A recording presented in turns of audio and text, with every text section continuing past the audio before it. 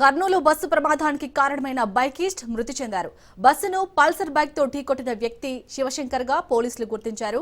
బైకిస్ట్ శివశంకర్ కర్నూలులోని ప్రజానగర్ కు చెందిన వ్యక్తిగా పోలీసులు గుర్తించారు.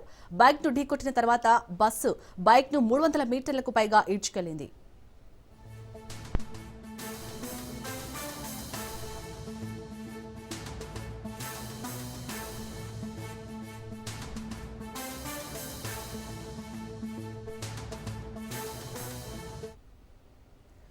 కర్నూలు బస్సు ప్రమాదానికి కారణమైన బైకిస్ట్ మృతి చెందారు.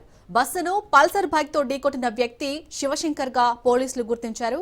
బైకిస్ట్ శివశంకర్ కర్నూలులోని ప్రజానగర్ కు చెందిన వ్యక్తిగా పోలీసులు గుర్తించారు. బైక్ ను ఢీకొట్టిన తర్వాత బస్సు బైక్ ని 300 మీటర్లకు పైగా ఈడ్చుకెళ్లింది.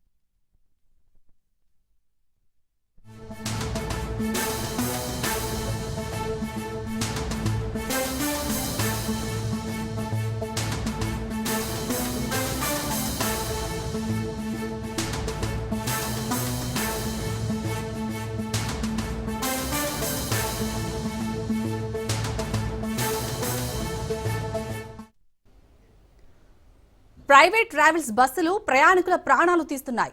ఏసీ స్లీపర్ బస్సులోనే ఎక్కువగా ఈ ప్రమాదాలు జరుగుతున్నాయి. అగ్ని ప్రమాదాలు జరిగిన బస్సులన్నీ దాదాపు ఏసీ స్లీపర్లే కావడం గమనార్హం. ఏసీ స్లీపర్ బస్సుల్లో ప్రమాదాలు జరిగితే తప్పించుకోవడం కష్టం. స్లీపర్ బస్సులు చాలా లగ్జరీ, కానీ ప్రమాదం జరిగితే ఇక అంతే సంగతులు. ఏసీ స్లీపర్ బస్సుల్లో అత్యధిక హైట్ కూడా ప్రమాదాలకు కారణమవుతుంది. అంత ఎత్తు ఉండే స్లీపర్ బస్సుల నుంచి దూకి తప్పించుకోవడం కష్టం. ఏసీ స్లీపర్ బస్సుల్లో అత్యంత ఇరుకుదారి కూడా ప్రాణ నష్టం జరగడానికి కారణం. ఇంజన్ కెపాసిటీ పెంచకుండా రీఅసెంబుల్ చేసుకోవడము ప్రమాదాలకు కారణమవుతుంది. సీటర్ నుంచి స్లీపర్ గా మార్చడంలో సరైన ప్రమాణాలు పాటించకపోవడంతో ప్రయాణికుల ప్రాణాలు గాల్లో కలుస్తున్నాయి. ఎక్కువగా రీఅసెంబుల్ సెకండ్ హ్యాండ్ బస్సులను ప్రైవేట్ ట్రావెల్స్ వినియోగిస్తున్నాయి. బస్సుల్లో ఇష్టానుసారంగా ఎలక్ట్రికల్ మార్పులు చేయడంతో షార్ట్ సర్క్యూట్ జరుగుతున్నాయి. వరుస ప్రమాదాలతో 2012 నుంచి స్లీపర్ బస్సులను చైనా నిలిపివేసింది. అయితే మన దేశంలో మాత్రం గైడ్ లైన్స్ పాటించకుండా బస్సులు తిరుగుతున్నాయి.